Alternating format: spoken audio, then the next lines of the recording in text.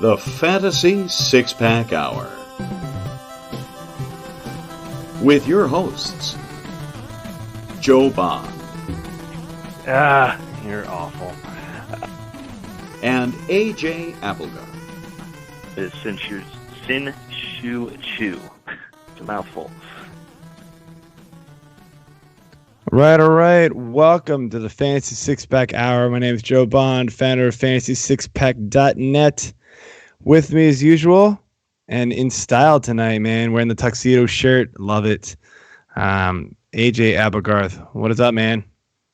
Hashtag festive. Hashtag award show. Not much. All right. So that's what we got, I guess. Yes. So, all right. So, week 17, most of your all seasons are over, but we are here. Not really going to do a whole lot of week 17 talk because most of you guys aren't playing, or at least you shouldn't be playing.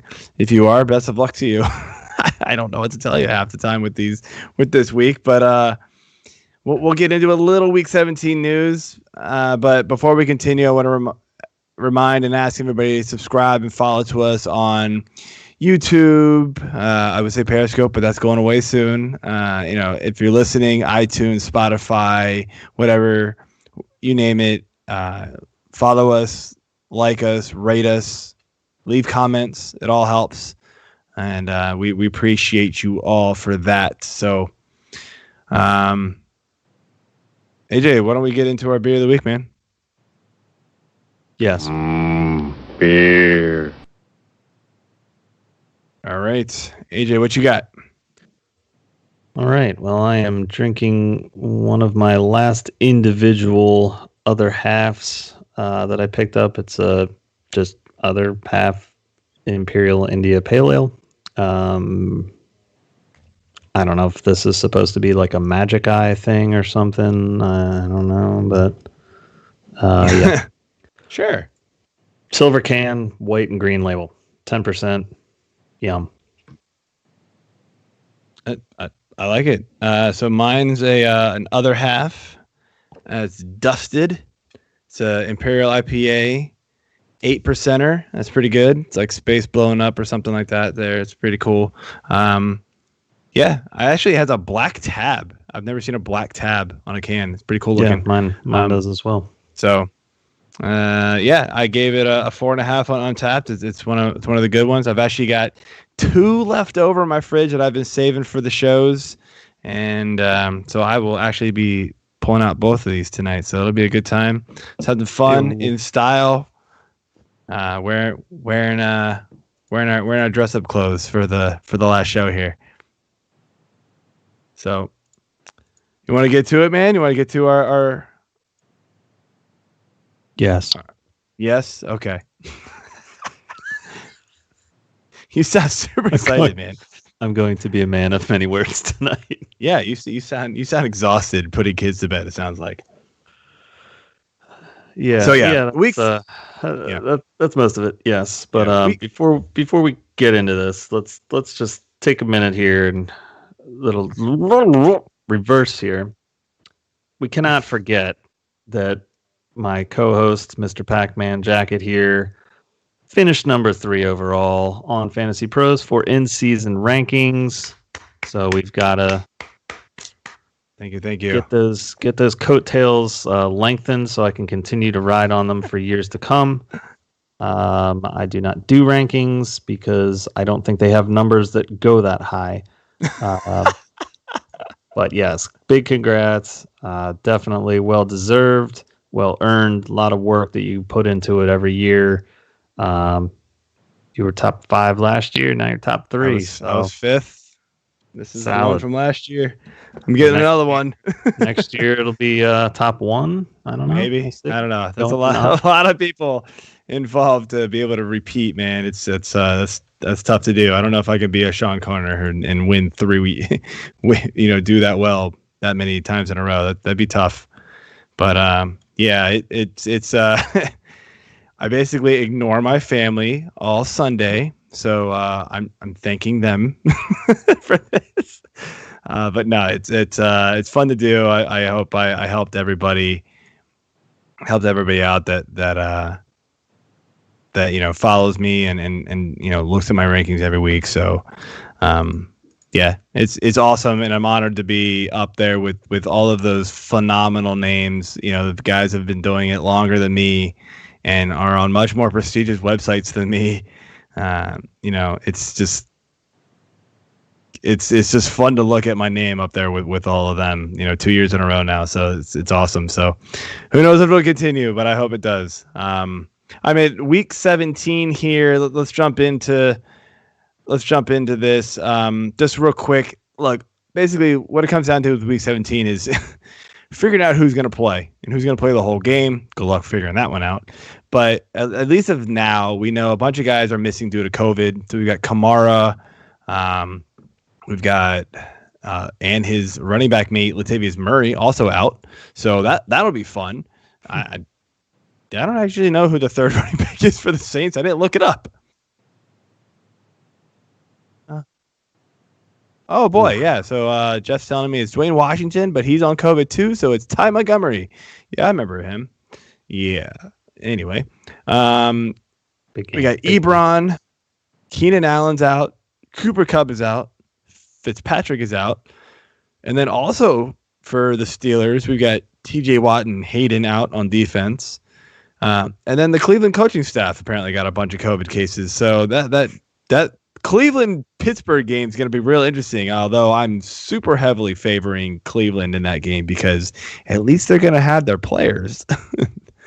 The Steelers, not so much because they are also resting Big Ben.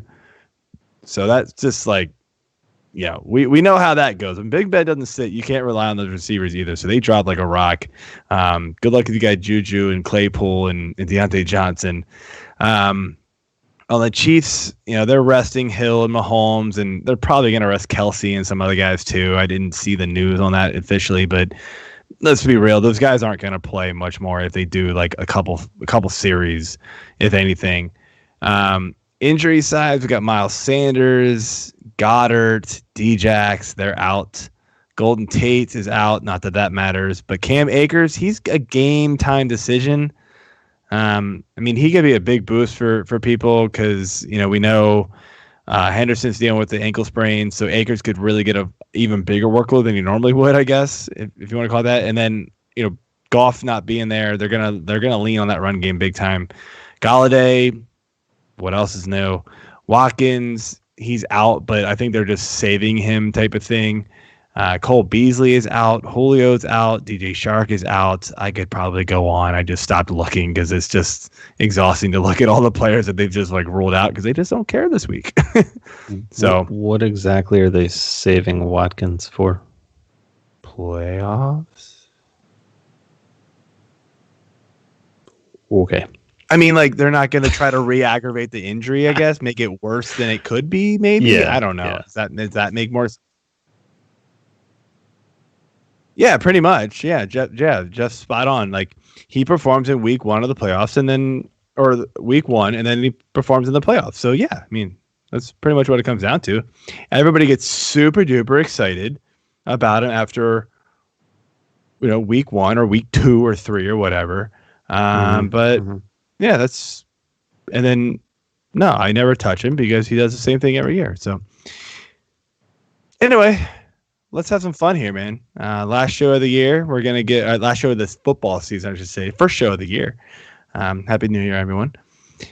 We're going to give out our 2020 Fantasy Football Awards. And we're going to start off right off the bat here and give out our Ryan Leaf QB Bust Award. And I'll be honest, there weren't a lot of QB busts. There was a lot of guys, they underperformed. A lot of it was injury related, that kind of thing, Drew Brees. But the one that stuck out to me, or to us, was Lamar Jackson.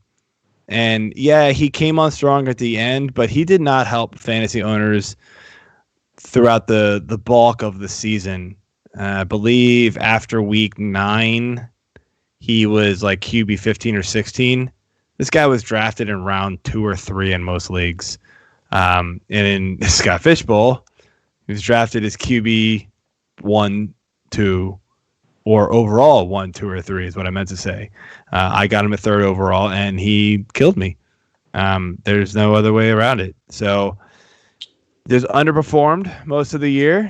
Came on strong at the end. I think the Ravens finally realized, in order to really open up this offense and make Lamar click and Malcolm Brown be something, they've got to run the ball 4 out of every 5 times. And it works because that's just how their offense runs. So Lamar finishing QB 9 was actually way better than I thought he was going to finish. And that's according to the Fantasy Pros. And depending on your scoring format, it could be better or worse. But still the value you got in return from him did not match up, and the draft capital you paid for him was enormous. I mean, Jeff and I were talking before the show. You could have had Aaron Jones in the 3rd round when you picked Lamar. Like, it would have been enormous, and then you could have picked anybody else at quarterback much, much, much later that finished ahead of him, or even just right around him, and you would have been much better off. So yeah, taking Lamar early this year was a colossal mistake. And so that's why he's my bust. So yeah, my honorable mention here, real quick, would just be Mr. Matt Stafford, and obviously that's for personal reasons. For both of us, I believe, in a couple of leagues. He was missing Gallaudet all year, so I'll give him a little pass. Yeah, I mean, he still put up fairly decent numbers overall, but not what we were expecting. So he's my honorable mention for that one. I don't hate that one because you and I were both super high on him. So yeah, unfortunate. So, all right. Well, our Peyton Manning QB MVP award this year goes to Mr. Discount Double Check himself, Rodgers. The cheesehead has come out of pasteurization, I guess. I don't know. And dominated. I mean, did you own Rodgers in any leagues this year? No. I mean, how much did we talk about how I hated him? Also, I was off him because the last 2 seasons he's been super underwhelming. He has like 2 or 3 big blow up games, and it really inflates his overall value. But other than that, like, he was bad. I owned him. I had him last year in at least one team, and yeah, I loved that like 40-point game he got me one time. But other than that, it was like, all right, fine. It's I passed on him. In fact, we gave who was it, Garrick, a lot of crap for drafting him. Like, I think he drafted him like QB 7 in our fantasy 6-pack, like friends and staff league. And we were all like, whoa, like, you drafted him a lot ahead of a lot of guys. And then I took Josh Allen later in that round and was like, you should have drafted Josh Allen. And he bet me. And I like, just I didn't take it, but I should have now. But it was a lot closer than I thought it was going to be. He bet me that Rodgers was going to have more fantasy points at the end of the year than Josh Allen. And I'll tell you, man, for a while there, I thought I would have gotten smashed on that trade. And at the very end, Josh Allen had like 3 monster weeks at the end of the year here to just pass him and just supplant himself. But yeah, Aaron Rodgers proved all the doubters wrong, man. Even without any receiving core, except for Devontae, of course. He took him at the 6-12 turn pick, 6-12-7-1, and he took him at 6-12. After, I mean, obviously Mahomes, Lamar, Russ, Dak, Kyler, Deshaun, Rodgers. Yeah. So what was that, QB? That's QB 8? Yeah. 7 or 8? Yeah. So I knew it was up there. And then I took Allen right after him. Yes. Yep. So. Yeah, I gave him a lot of crap for that pick, but he was right, man. He was spot on, and he made the playoffs, and I didn't. Yep. He made a lot of other better picks than me, apparently. So, all right, man. Lawrence Phillips, running back bust award.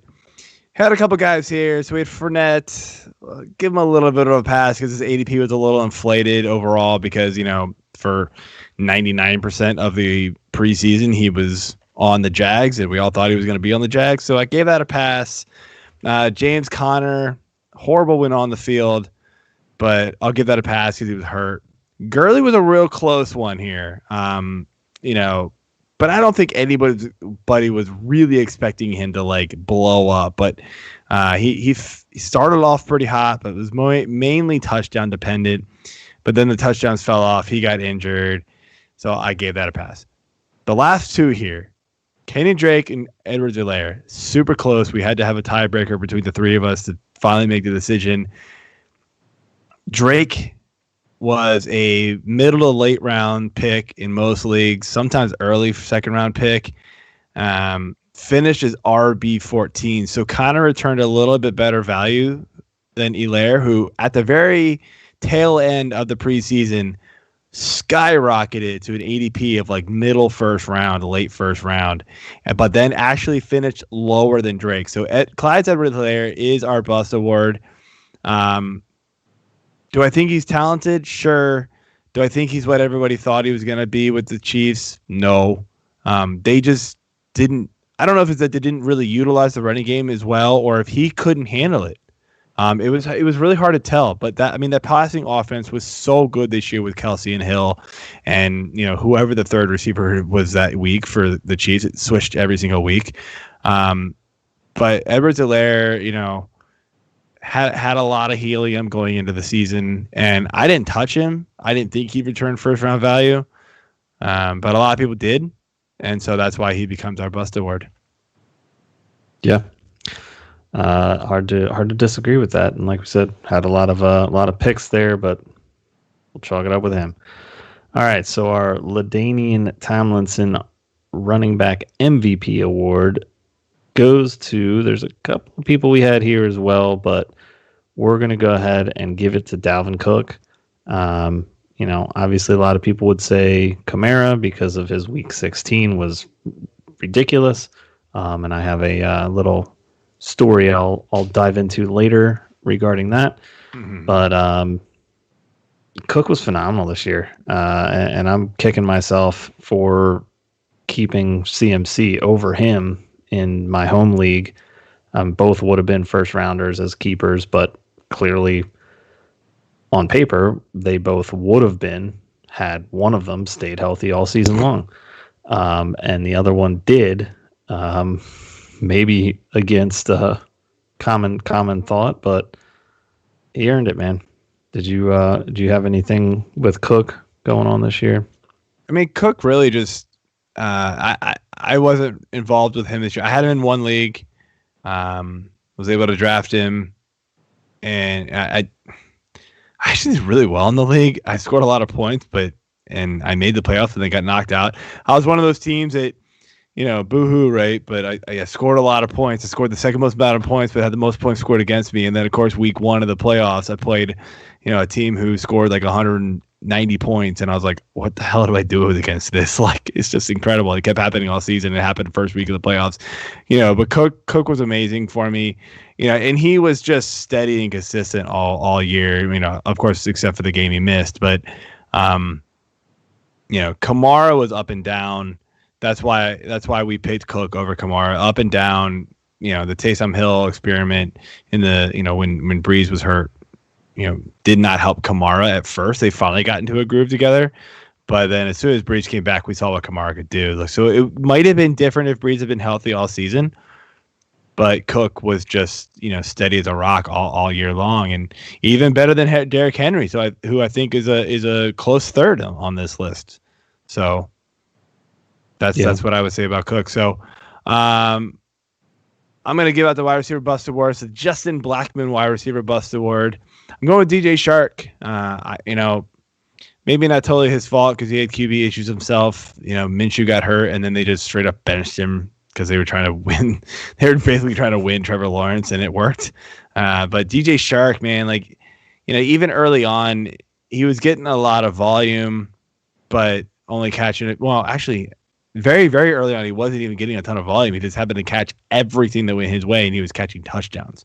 So that held his value up. I did an article for Fantasy Pros, a little snippet there where I picked a sleeper for next year, and my pick was DJ Shark, who I think is going to kind of plummet because of this year, but I don't think he should. Right now I'm seeing his draft ranking or his ADPs for next year drafts being like wide receiver 35 to 40. Like I'm snatching that up probably a round or two earlier than that. Like no way. He's going to get Trevor Lawrence and he's going to be phenomenally better. We know how talented this guy is when he's got the ball in his hands, but he's just dealt with crap quarterbacks, lack of volume, lack of good targets. What was it? Glennon and Luton combined, I think, threw 68% catchable targets toward him, or overall. That's terrible. Minshew's not that great either. He's 76%. But he's at least like middle of the pack with like your standard starting quarterbacks. Those guys are down there in the bottom feeders of like backups who shouldn't be on the field very much. So Shark just, unfortunately though, people were just relying on volume with him. And even though he had the volume, he couldn't come up with it. Not totally his fault, but still, he's a bust. Yep, absolutely. All right. So the next receiver we have here is the Randy Moss wide receiver MVP award. And this came down to two guys as well, but ended up being a consensus pretty easily, I think, once we all discussed it. And that is Mr. Stefon Diggs. He was one of our bros in a different area code this year, coming into Buffalo, getting out of the toxicity that half self-caused in Minnesota. He really made Josh Allen's season what it was this year. He was a huge, huge help for that. And not to take anything away from Allen. He's always been kind of the gunslinger and good with his feet too. But now that he finally had a bona fide number one receiver on this team, it was clear cut on how well he did. And I just think Diggs really came in and, maybe changed his own attitude a little bit as well. At least of the games I saw, he didn't have a lot of the, me attitude that he had in Minnesota. I'm sure he was a little of that came and went, but the team is winning. They're obviously on their way to the playoffs. First place in the division for first time in a really, really, really long time. And, he took that frustration out for Buffalo on New England last weekend. So that's why he gets our award. Yeah, absolutely. That was a phenomenal. I wasn't on him at all this year. I'm not going to lie. I kind of thought with Josh Allen being super inconsistent and inaccurate down the field, I thought that Diggs was going to suffer there because that's his game. He likes to catch deep ball, deep down the field, and Allen just wasn't accurate. But Allen stepped up big time. Maybe it was because of Diggs. I'm sure it was a combination of two. I think Allen really improved, but Diggs really helped out in that fact that he just is a difference maker in the wide receiver game, and both him and John Brown when John Brown was on the field were phenomenal all year long. So I was off of both of them because I didn't think John Brown could thrive with Diggs there, and I was dead wrong. Although at least I picked up Allen in like 3 leagues, and that worked out pretty well. So totally wrong, I guess. So all right, our tight end bust award, the Dwayne Allen tight end bust award. It's really all of them, not named Kelsey or Waller. But I don't know. I'm going to go with it's tough, man. It's a tie between Zach Ertz and Higbee for me. Like, I know Hurts was injured most of the year, but even when he was on the field, he was being outplayed by Goddard. And then Higbee, just don't even talk to me about Higbee. I drafted him in way too many places. I'm not happy with you. Just total no-show except for one game in week 3, I feel like it was. It wasn't good, man. So tight end was just kind of a crapshoot all year long outside of the top couple. So, yeah, and honestly, if you drafted Kelce, early, I think you did very well in most of your leagues because he finished very well, as we're going to get into here. So, yeah, the only other potential. Do we have him in there later? I'm just trying to scan down here. We did not. Kittle, obviously another guy that was injured. Drafted really high, but he missed the time for the injury, so it's not not too much you can do about that. But it always sucks to have a high draft pick go down early. So, but yes, going into the Tony Gonzalez tight end MVP award, nobody not named Kelce or Waller would be the ones here, but we're going with Kelce, clearly. I mean, he finished 6th best non-quarterback player in half PPR. 6th. Incredible. Incredible. That's unheard of. Michael Tomlin, I'm sorry, you were right. You told me I should have drafted him early, and you were 100% right. I didn't listen to you. He was well worth the draft cost. I didn't take him in one of my leagues. He would have been a first-round keeper. I felt like that was a bit of a reach, especially at the first overall pick. So I don't think he would have been that pick, but definitely worth late first round, early second. And, him and Mahomes just have such a great chemistry. He's really I don't want to say the only receiver there he can trust, but he's the most trusted receiver there by far. The other guys just kind of have a couple of games here and there, and then the following week it's going to be this guy, and then the next week it's Robinson, and then Hardman. I mean, it's a little scary to say this. It's a little like New England, in the fact that you see so many different players stepping up in a given week, but he is the constant, and it's kind of what we saw with Gronk in his prime with Brady. When he was the go-to, Edelman's obviously always been there, but Kelce's phenomenal talent, and deserves everything he's got. So, and I still probably won't draft him next year unless I have the last pick in the first round. It's just one of those things. I just don't do it with tight ends, but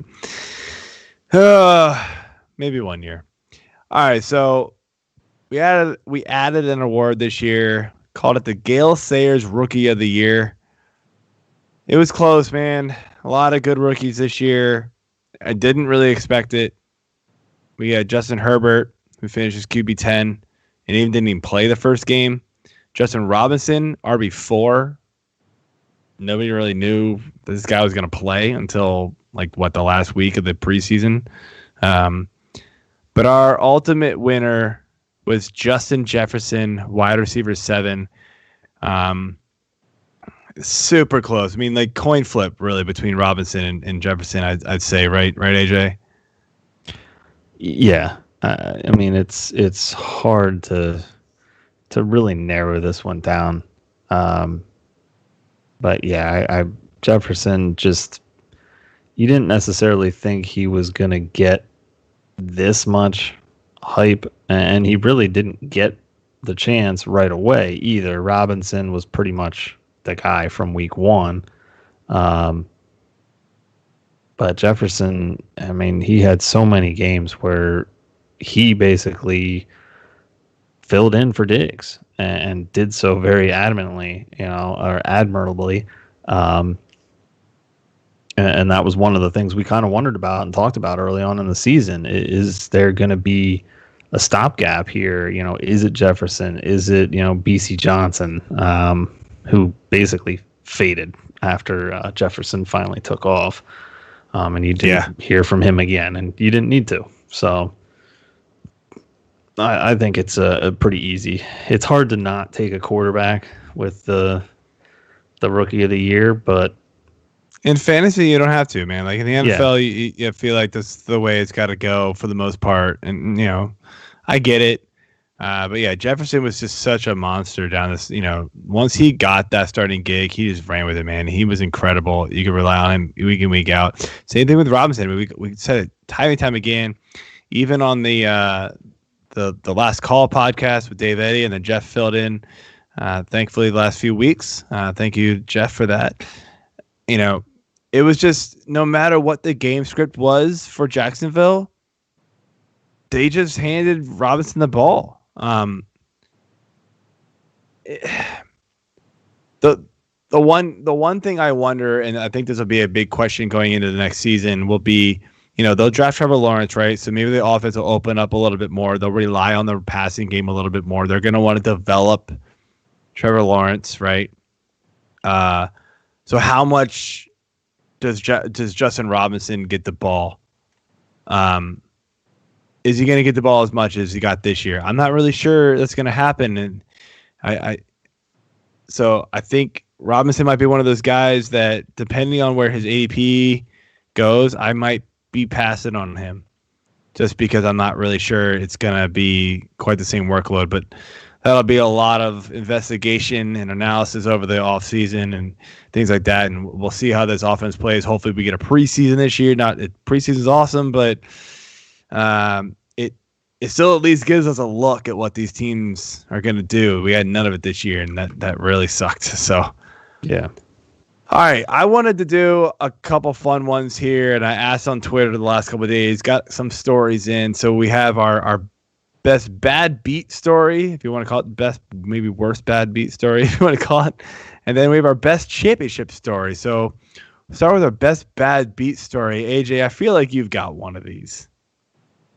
I do. Do you want me to do mine first? Yeah, go ahead and do yours first. I've got one too, so go ahead. We'll do ours and then we'll share our. Just make it quick. Yeah. So my home league this year, my team did not meet expectations of perfection that I have coming into every year. But my new nemesis is the guy who beat me in last year's championship, and surprisingly, his team was super solid.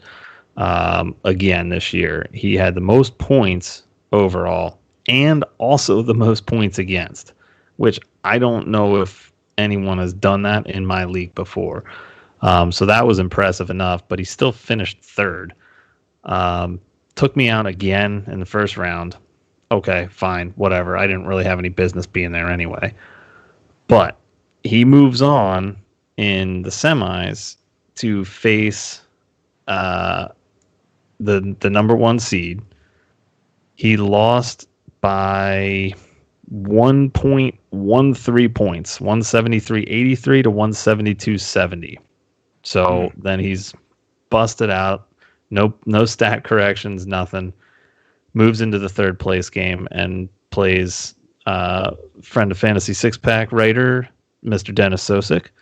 Shout out, Dennis. Number 28 on Fantasy Pros, by the way, this year. Congrats, brother. Absolutely. Slides into this third place game against Dennis. And I'm sorry, Dennis finished first place. The guy he lost to was the second place team. So he goes playing 2-1 in the third place. He loses the third place game 175.71 to 175.42. I mean, and wow. He had Kamara in the last. He had week. Kamara and still lost. Still lost by 0.29 points. So that's less than 1.5 points, and he didn't get any of the playoff money. Granted, he got money for getting the most points in the regular season and winning for the high score weeks. Cronin, my boy, sorry, man, but that hurts. That's rough. So at least he got some of his money back. But so ours is my story real quick is in our league. Going into the last week of the season, I win, I'm in. I've got the tiebreaker over. I think it was I don't remember who it was. I had a tiebreaker over the next team because my points were high enough, right? So all I needed was a win. I go into Monday Night Football, Browns versus Ravens, or no, Yeah. No, Browns Ravens. No, Browns versus I forget who it was. Anyway, the Browns are struggling all game, not really doing much, not even running. The guy I'm playing, I'm up by like 14.5 going into the game. Guy I'm playing as Nick Chubb, and I'm going into the game thinking I'm going to get smashed. Like, I'm out, right? Doesn't even matter. And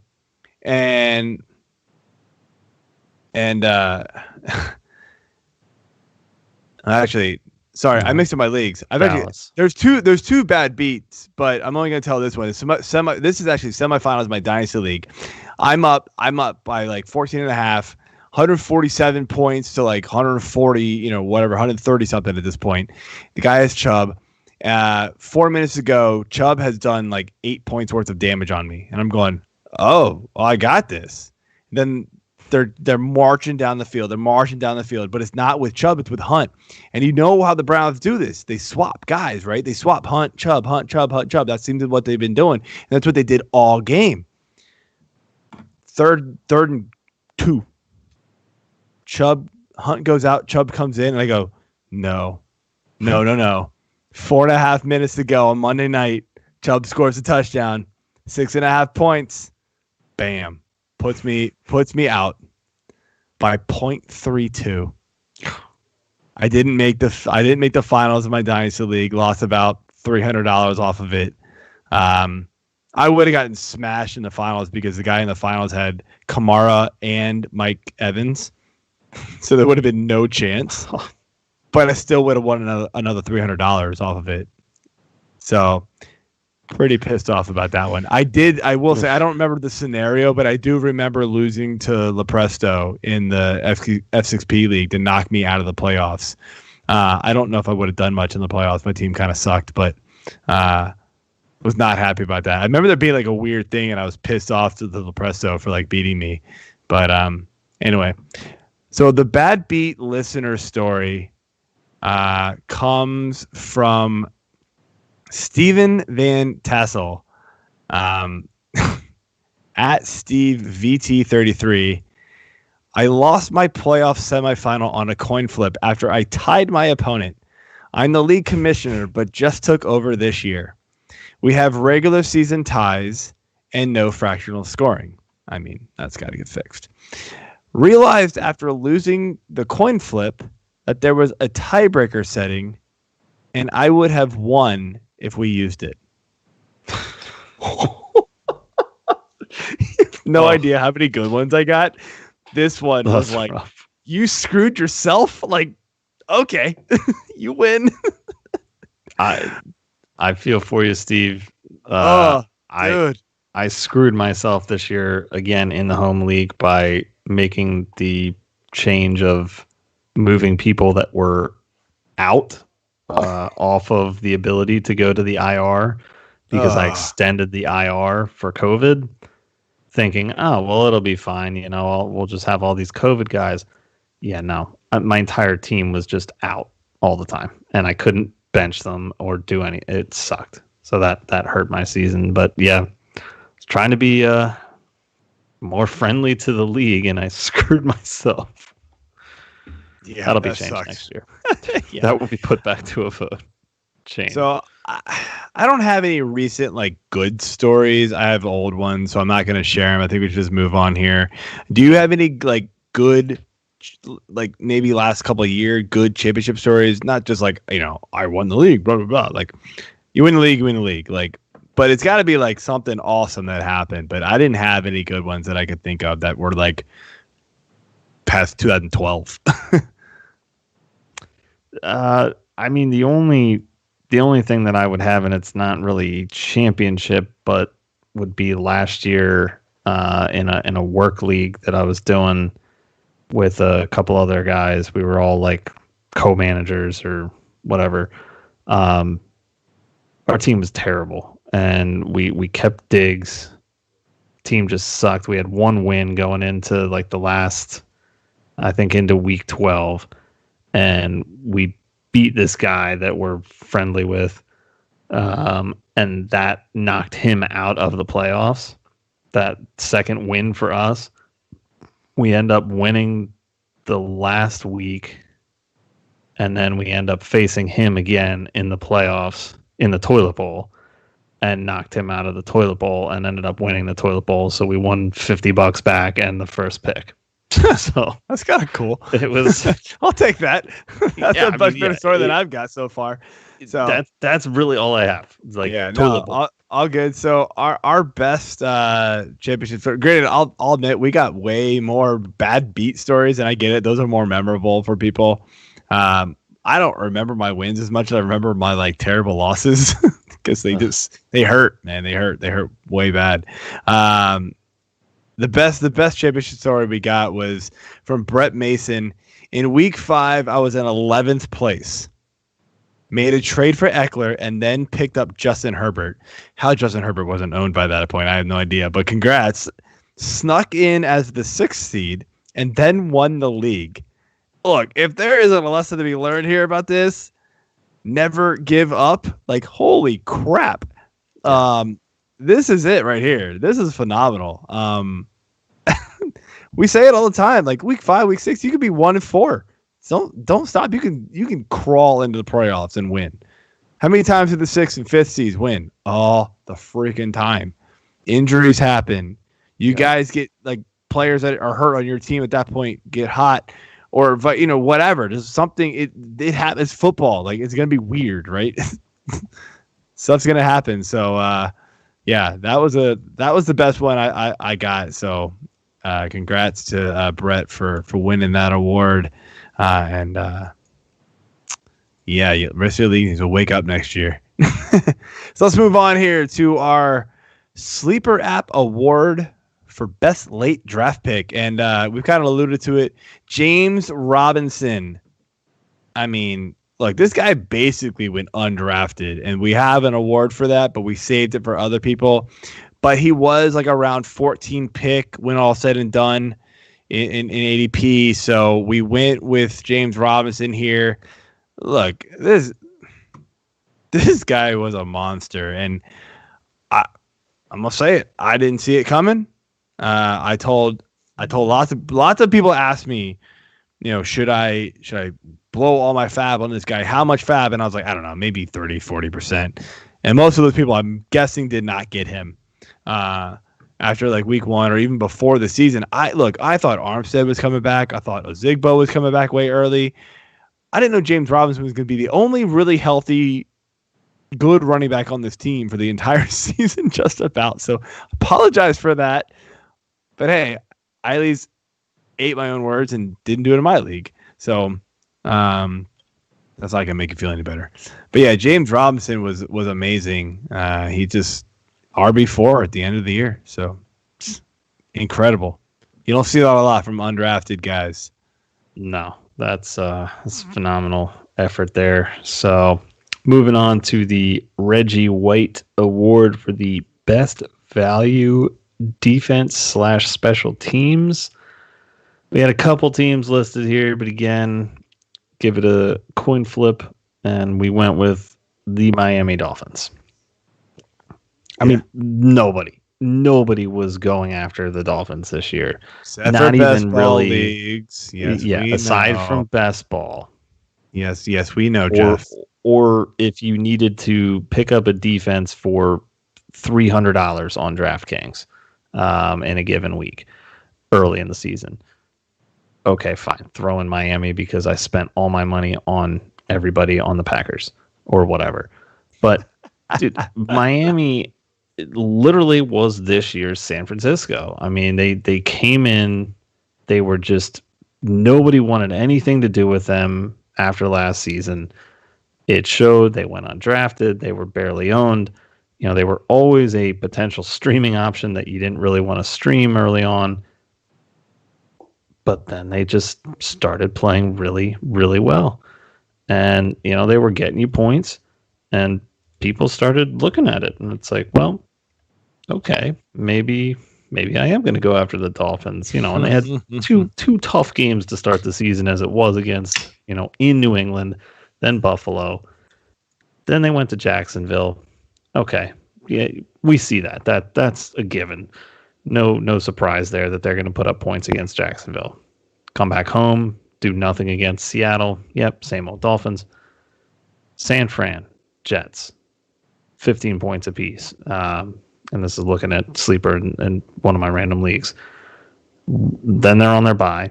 The Rams, huge game against the Rams, 25 points. Arizona, another 10 spot.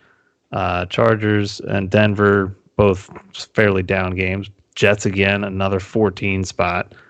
Cincy, 14 spot. I mean, it's just double digit.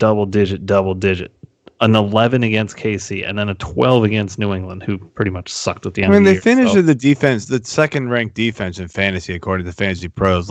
And they were undrafted in every single league outside of super deep leagues or best ball leagues.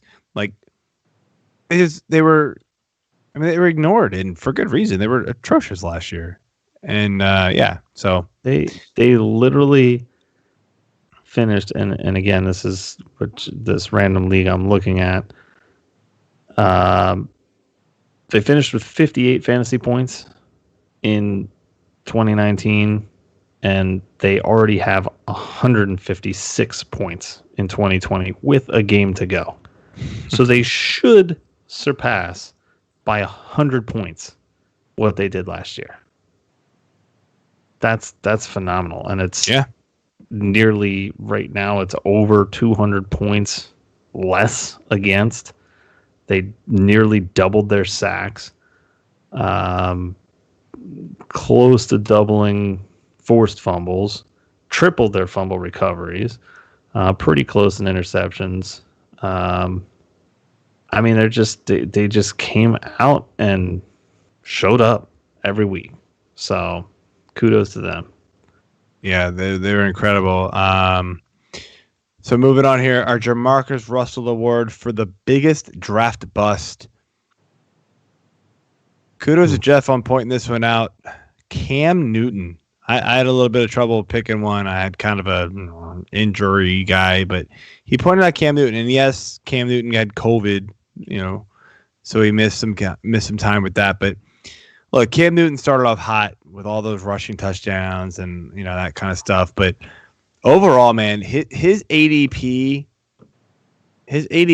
went into the QB1 territory. And people were really stoked and really hyped on him after he signed with New England, and I for one didn't buy it. I just didn't. Never the last couple of years, I just haven't really thought Cam was that great of a QB. You moved to a New England team that didn't have a lot of weapons. I mean, let's be real. Julian Edelman was kind of it. And, of course, Julian Edelman gets hurt. That doesn't help him at all. But, the running game, Damian Harris was fine once they finally gave him the ball. But, I mean, he's not scaring people. The rest of that receiving core is not good. The team just wasn't good this year. Missed the playoffs for the first time in a long time. Cam Newton finished his QB 20. So you're talking about a guy who was being drafted probably as early as 9, 10, 11, at least. That's around his range of where he was going for the most part. Finished almost bottom of the QB2 range. That's not good. And that's with a hot start. Yeah. So the last 7-8 weeks of the season were not good to Cam, if not longer than that. I don't have his game log up, but I know that he had a really hot start to the season. He was. Oh yeah. Jeff's pointing out, yeah. He had a good chunk of games under 100 yards passing. So it was all his legs and his 2-yard rushes into the end zone. I mean that's what saved his season at all. So it's all touchdowns. Yeah, Cam Newton is a guy that I want nothing to do with going forward, and he's our bust this year. So yeah. I mean, just looking at his games, I mean.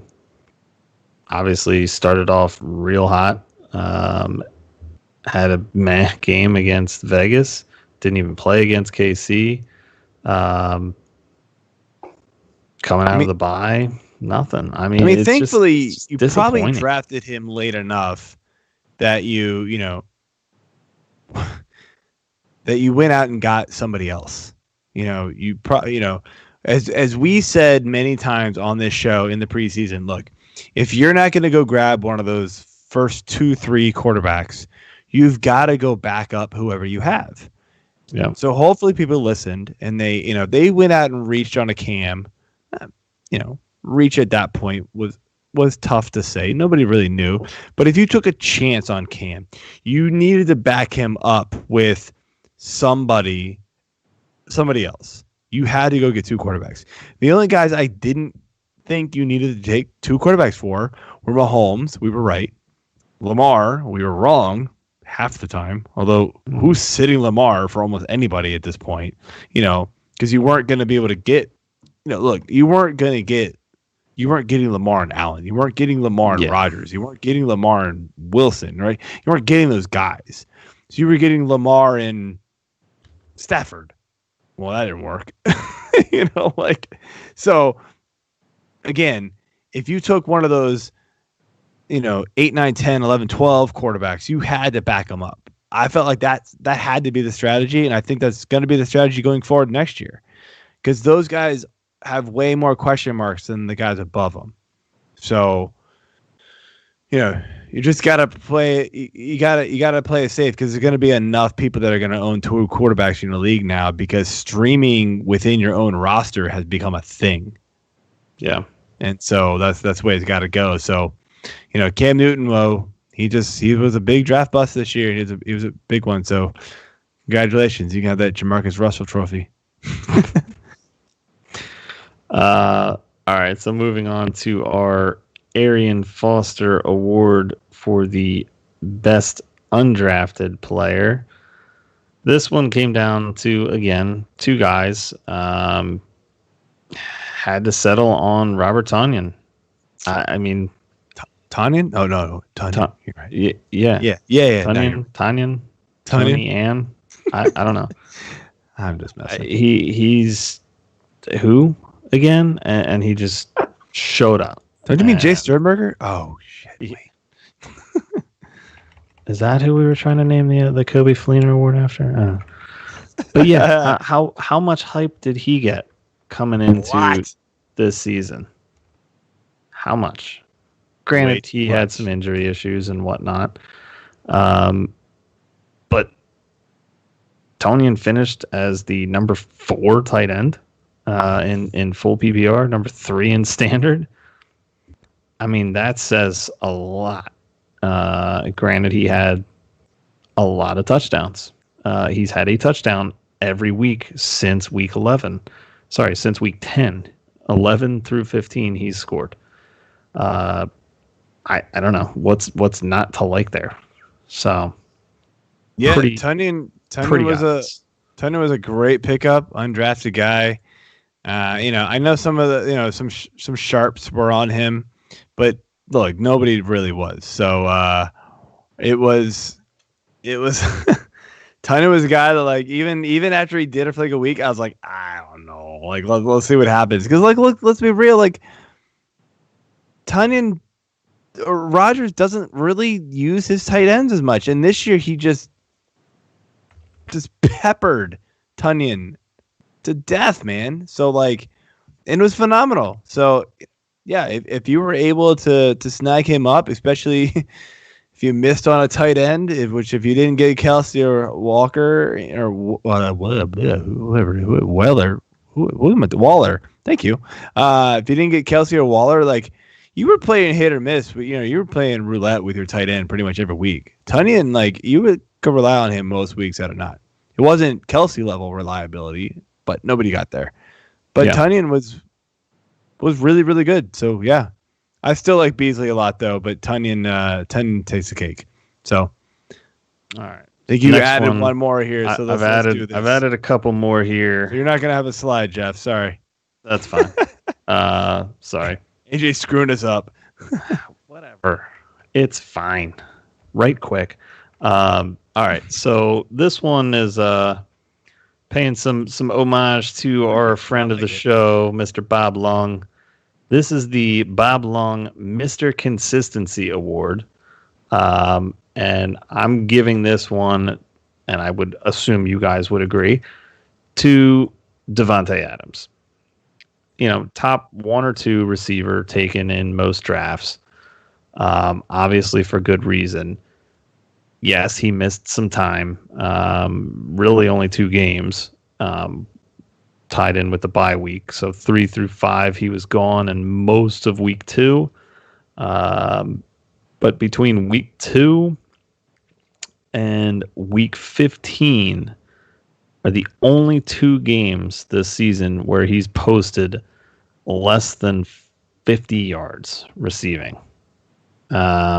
Technically less than 53 because that was his next lowest game. Yet he had 3 touchdowns in that game with 53 yards. So that made up for it. I mean, monster. Number 1 overall PPR. Number 2 in standard. 8th overall player in PPR. Shocker, 100% rostered. Shocker, 99% started. Who the hell is in that 1%? And what the is wrong with you? Get out of whatever league you're in. Stop playing fantasy football. You don't deserve to own Davante Adams. Jackass. God, I don't even know. I can't even do the math this quick, but he's got a F ton of touchdowns. So, this guy is just too many. Yeah, the definition of consistency. Yeah, no, pretty incredible. Yeah, he was one of the only wide receiver ones that you could rely on week in and week out. I mean, yeah, and that's a lot of thanks to Rodgers just being even way more amazing this year. So we're gonna give out the Jonas Gray 1 week wonder award, and I love this name. Great on the fly pick there for you, man. Slayton. Whew. I mean, yeah, he dealt with some injuries this week or this year. But outside of the first week, it nothing. 100. Started off hot. Like I liked him coming in. Yeah, 6 for 9, 102, caught 2 touchdowns. I was like, man, nailed that one. Nope. Disappeared. Not even close. He's sort of banged up and never really came back, and maybe that played a big part in it. Had one other over 100-yard game. Unfortunately, didn't score that game. Then scored the next week. So, those were, okay games. But, man, single digits the rest of the way.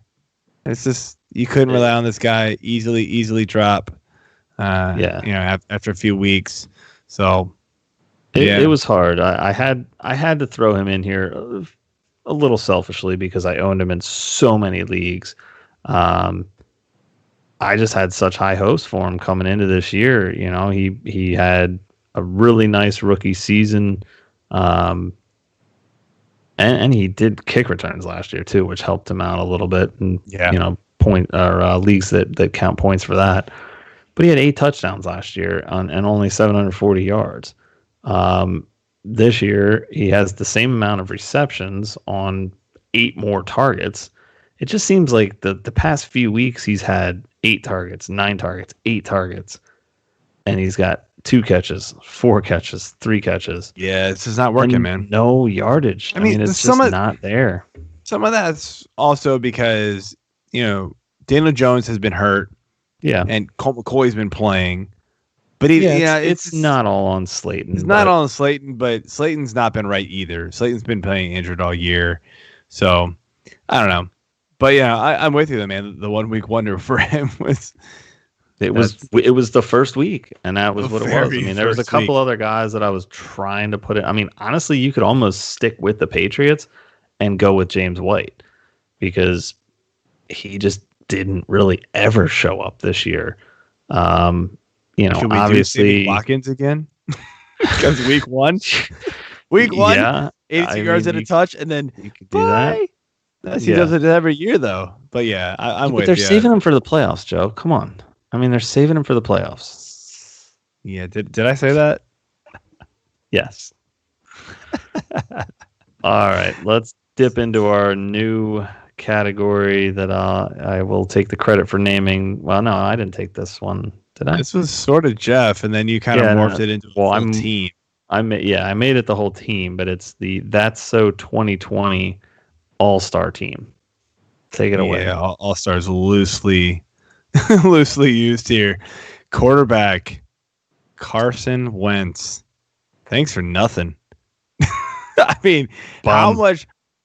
I have an award later that I almost wanted to use Wentz on, but I didn't. I used somebody else that is easily used all over the place. But Carson Wentz was close for me. Dude, what happened? You let me down, man. I gave you all my faith, and no.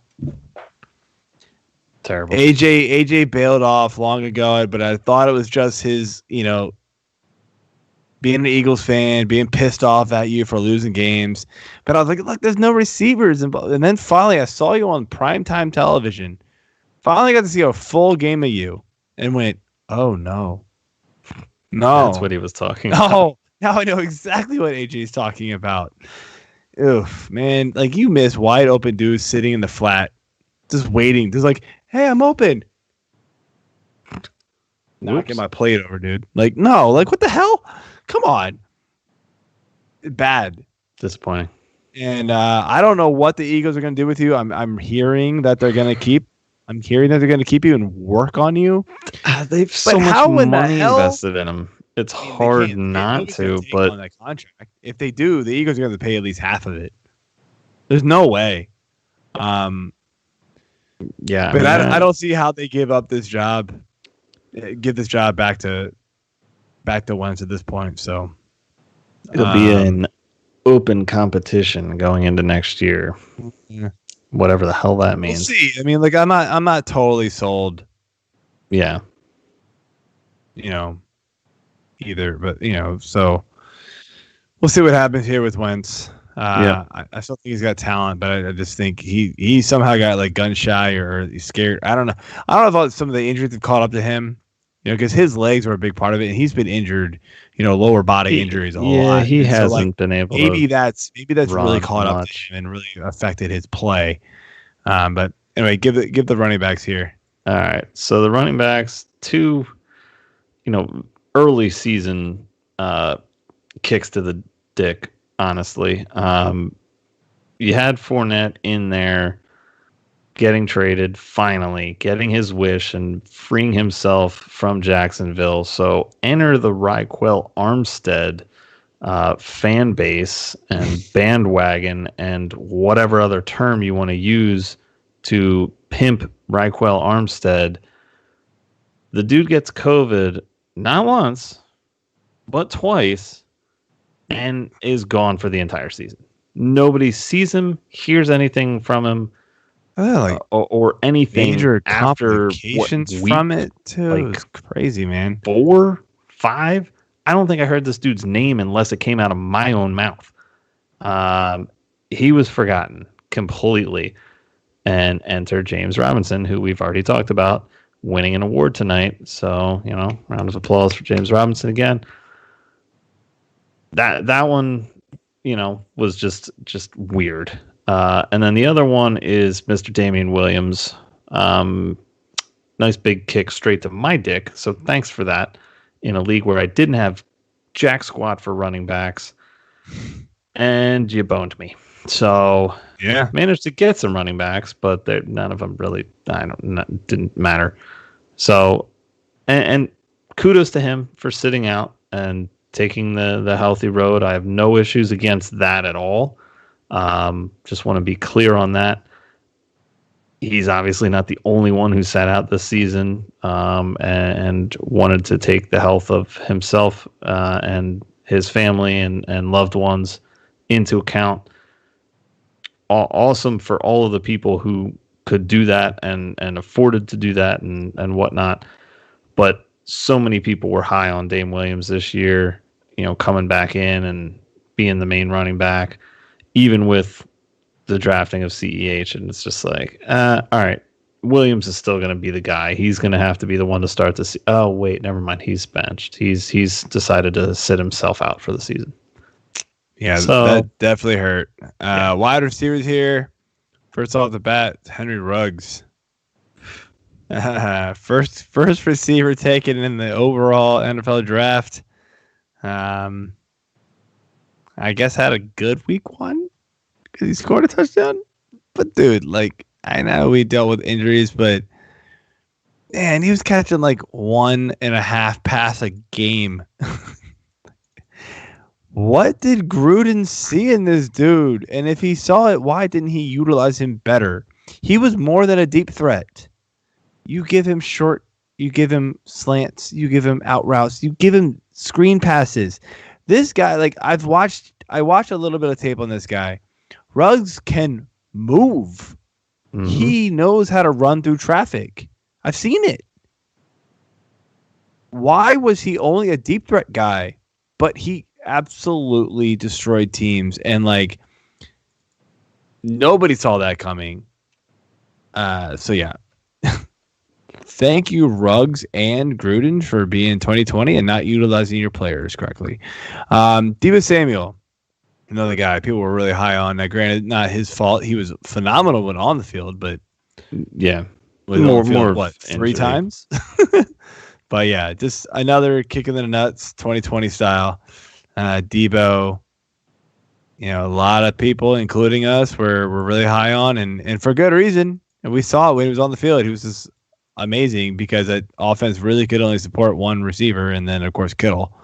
Even when Kittle was off the field, they could only support one receiver, it felt like. So Deebo should have been way better than he was, but he just unfortunately was injured and just didn't work out. So go ahead. Yeah. All right. So finish it up here with the That's So 2020 All-Star tight end. We've already mentioned this name, regrettably. Tyler Higbee. Congratulations. Come on down. You bet $1 and then ended up getting beat by somebody who bet $2 in The Price is Right because the price for you was wrong. Anyway, you suck. I'm just gonna drink to this because Higbee is you were miserable excuse for anything involving ownership. Thanks for scoring 3 touchdowns against the Eagles, you jack clown, and then doing absolutely nothing after that. I was ready to drop you. Then you did that and made me hold on to you for like another. It's like, 4 okay, weeks. he had I was like, bad but he's got it All in right, it. I spent way too much draft capital on him. Oh, bam, yeah. See, there's the Higbee I know and love. And where did that go? Nothing. Terrible. Yeah, that was bad. I didn't realize how much Higbee being fully healthy, Everett being healthy was going to matter. I do got to wonder, though, with Everett being a free agent this year, if he moves on, are we going to buy back into Higbee? Nope. If he's the only tight end on the team, though, like, we see what one tight end does on this team. When Higbee was out, Everett was good. When Everett was out, Higbee was really good. If he's the only viable tight end on this team, I don't know. I might do it again. Yeah, I know. I can't do it. Not awesome. Not awesome. But there's so many mouths to feed. You know, you're gonna have a hopefully healthy and more established Akers next year. You still potentially got Kupp and Woods and Reynolds. I'm not sure if any of them are free agents. Hopefully will come up. Yeah, Van Jefferson could step up a little bit more. I mean, I get the hesitation, but man, if you're one of those guys who are going to wait on a tight end, Higbee, you might be able to do a lot worse, and he could really be like a super sleeper next year if Everett's out. Is he going to be next year's Hayden Hurst though? Everybody's going to be on his jock, and then he's going to just disappoint. Hayden Hurst was awesome for the first half of the year, and then that offense fell apart, and it wasn't on Hurst, man. It really wasn't. Matt Ryan couldn't do anything without Julio there. It was incredible. The only guy could do anything without Julio there was Calvin Ridley. And really probably would have done better with Julio still there. Maybe not as many yards, but he probably would have scored a few more times. That offense was atrocious without Julio. And I've never seen one player, especially a receiver, make that much difference on a team. Yeah, I just feel like Hurst had such a hype train coming in, and I was on it. I mean, but he still was like a tight end 9 or 10 going into the draft season. So yeah, I mean, it wasn't out of control in PPR. So I was just willing to wait on both him and Higbee because I thought both of them could, do very well. And I was wrong on Higbee, right on Hurst for half a season, and then the offense got obliterated. So whatever. All right. Let's dip into our 2020 all-injury team. This is incredible. Not much to say here, but you can just rip through these, man. Quarterback, obvious, Dak Prescott. I mean, that hurt the most because of how well he did early in the season, which he was highly touted coming in, but their defense sucked so bad in Dallas that he had to be that much better to actually keep them competitive. Gets injured, season's done. All right. CMC and Saquon are the running backs here for obvious reasons. Duh, they're injured. No, CMC just killed people more to me than Saquon because Saquon went out early but never came back. CMC attempted to come back and then re-injured himself again and hasn't done shit or even played since then. So, got a question for you on CMC. You taking him number 1 overall next year? Nope. I already told the guy who finished second in my home league today that I might not even keep him next year because he'd cost me a first again. If I have a late first rounder, who are you taking instead? So in a redraft league, who are you taking first overall? In a redraft league, first overall, I would take Kamara over him. I would take Cook over him. I would take Henry over him. I would take Devontae over him. You're wrong. It's McCaffrey. Dude, these injuries are not... No. He was still, even in his 3 games, he still scored the most points per game as a running back. He's still a beast. He even got injured in that 3rd game, played through it, and still scored like 2 touchdowns even with that injury. I'm all on the CMC train. Like I if I get the first pick, I want him. I don't want the first pick next year because I do think there's a lot of value to have a later pick, just because there's so many question marks up top. Like Cook is injury prone. Henry's Henry, but in PPR and half PPR leagues, like he loses a little bit of value. Like I don't know how much more pounding that body can take of his. Like he's a monster. I get it, but like I just, the way he started this year was kind of like, ooh, well maybe. I don't want the Saquon who's going to go up. I don't trust him right now.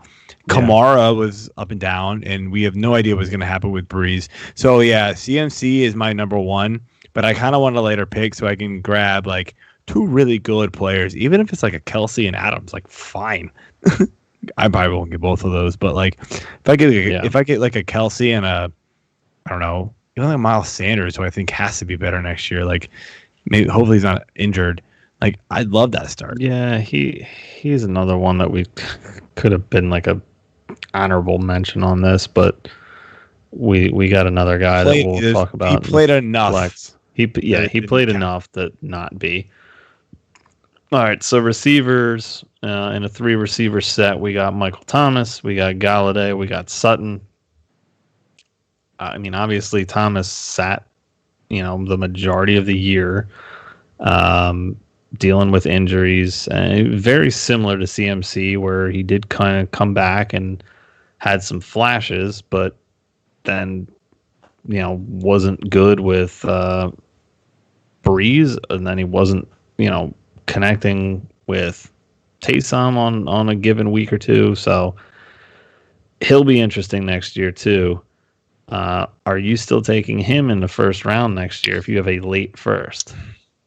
I'm hoping assume Breeze retires.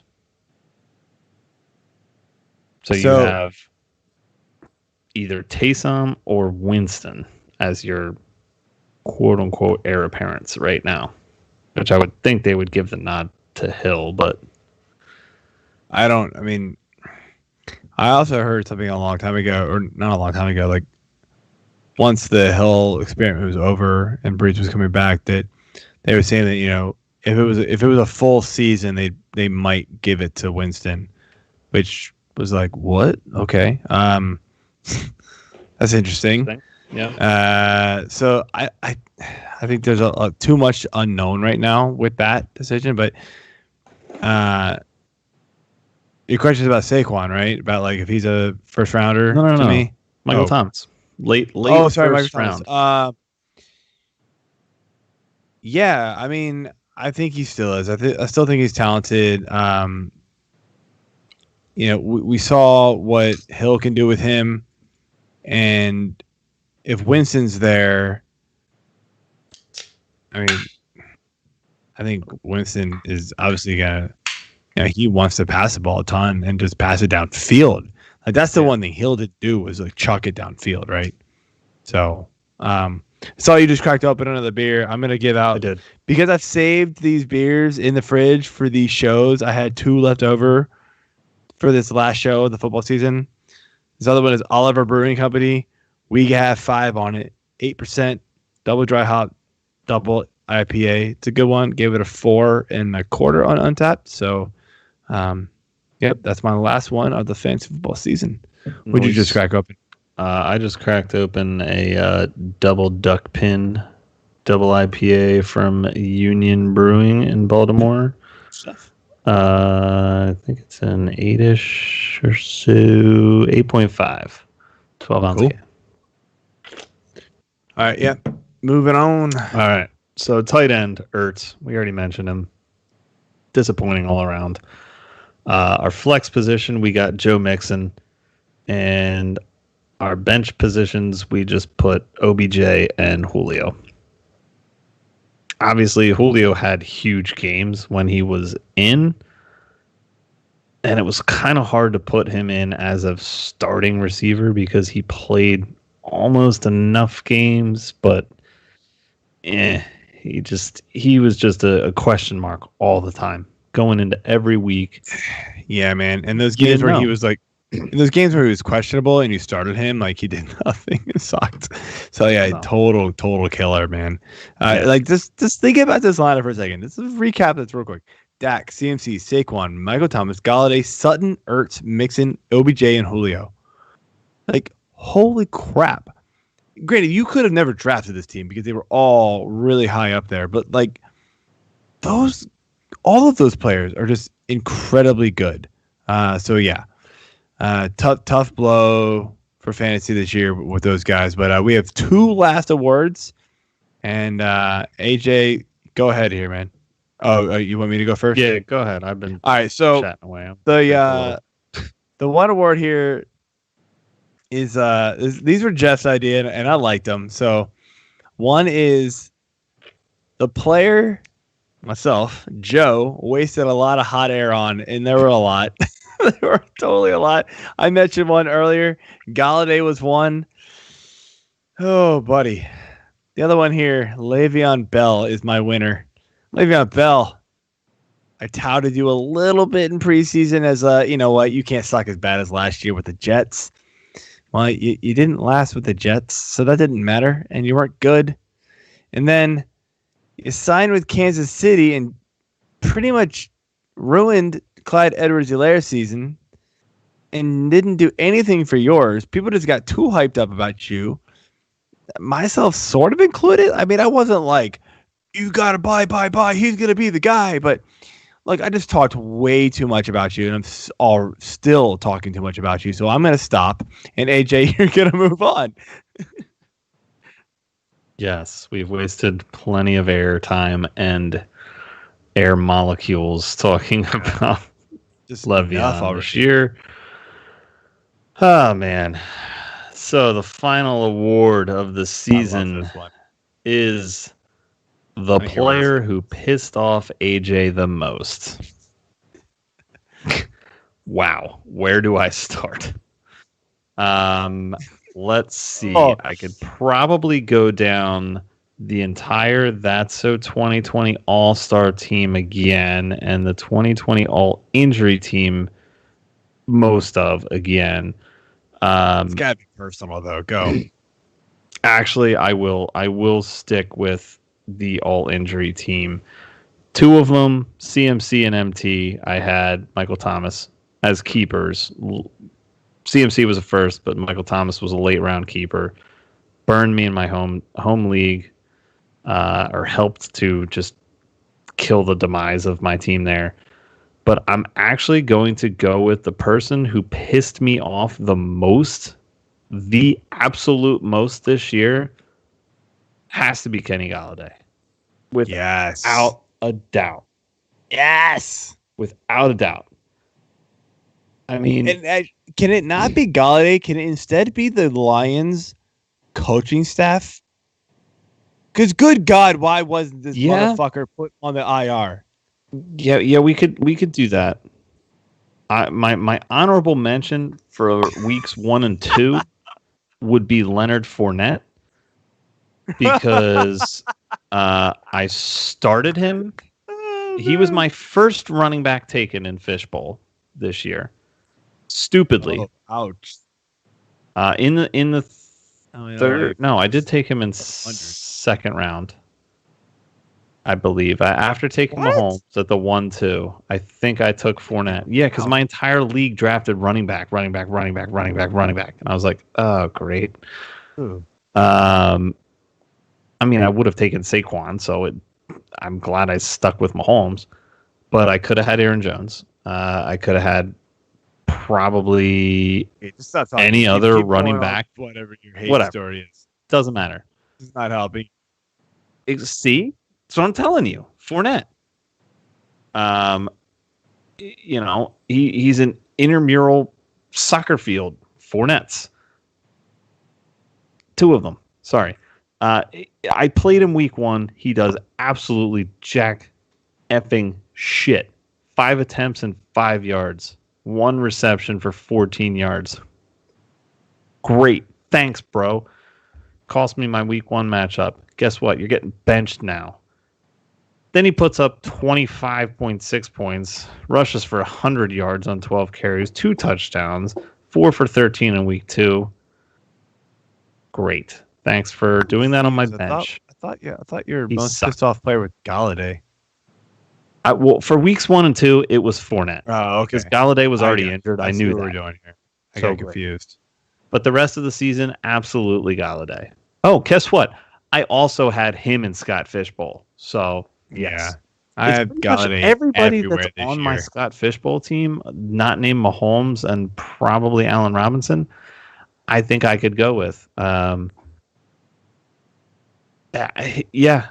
And you know what? I'm going to give a shout out to Joey Bosa, too, for my 32-team league, because the 2 weeks that I happened to play the Chargers team, who managed to go undefeated in the regular season, make it to the championship game, and then took a hard loss to the Washington football team, a hard-fought battle, well played, good season.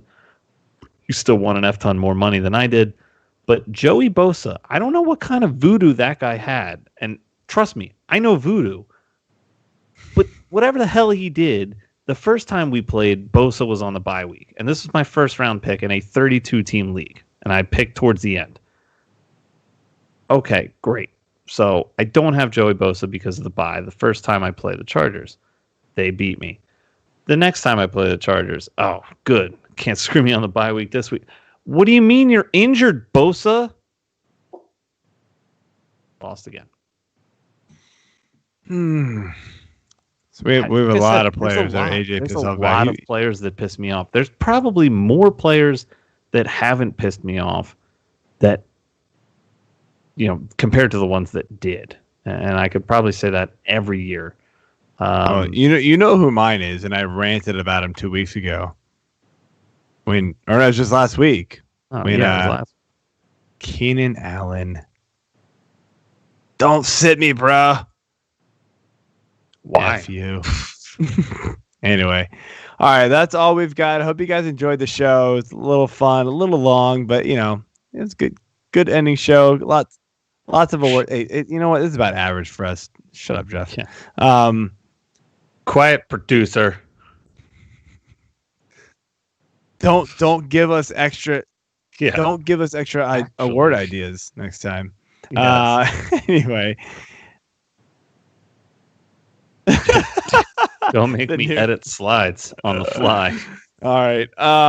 Anyway, so that's all we got for the end of the season. Fantasy football 2020 is coming to a close. I want to thank you all for listening and watching us live. We appreciate all of you. Hopefully, we can figure out how to get on Twitter live instead of Periscope. Whenever the hell that switch happens, I don't know what's going to happen here, but yeah, we had fun. AJ, I'm sure, sometimes has fun, even though it doesn't seem like it. Yes. That's exactly what I was hoping for there. So us both grow Always. Pretty. His is bigger than mine because it's been growing out for what, 2 months? Mine's been growing out for about a month. Longer than that. I'm catching up, but Longer than that. I don't even know if my. I'm gonna shave mine soon. I'm not there yet, but I've been growing the playoff beard. It's been about a month, so yeah. I can you can twirl a little bit more than me. I can get my twirl on. You can get the biker beard there. What's her name? Kenya Moore. Twirl.